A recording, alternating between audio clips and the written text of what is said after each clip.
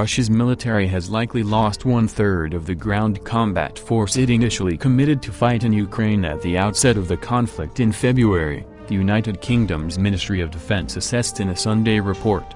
Russian President Vladimir Putin launched the full-scale unprovoked assault on Ukraine on February 24, drawing rapid international condemnation and backlash. Although Putin reportedly believed that Russian troops would quickly take control of much of the Eastern European nation's territory and topple its government in Kyiv, they have largely failed to conquer any major cities or achieve key objectives. Russia has now likely suffered losses of one-third of the ground combat force it committed in February, the British military reported, sharing an update on its assessment of the war in a Twitter thread.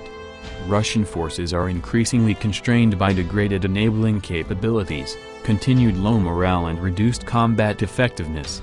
Many of these capabilities cannot be quickly replaced or reconstituted, and are likely to continue to hinder Russian operations in Ukraine, the Defense Ministry's report explained. After its failures in the first several weeks of the war, Moscow shifted its focus to only take control of part of eastern Ukraine, the Donbas region, in late March.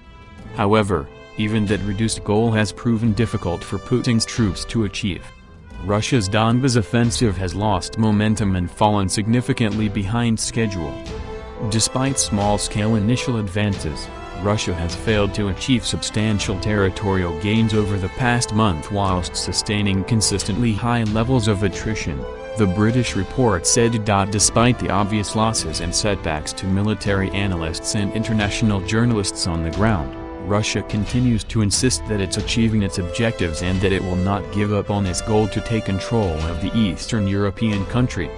We say firmly and clearly and are unequivocally confident, at least, Russian diplomats who work here, there won't ever be any capitulation, Anatoly Antonov, the Kremlin's ambassador to the U.S. told the Soloviev Live TV channel, Russia's state-run TASS news agency reported on Saturday.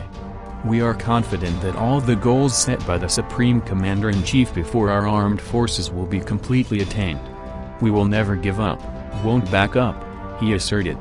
Even close observers of the war within Russia appear to be growing concerned about its military's failures, according to a new report by the Institute for the Study of War published on Saturday.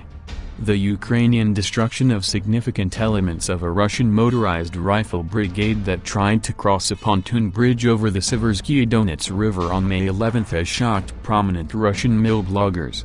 Those bloggers have begun commenting on the incompetence of the Russian military to their hundreds of thousands of followers, the report explained.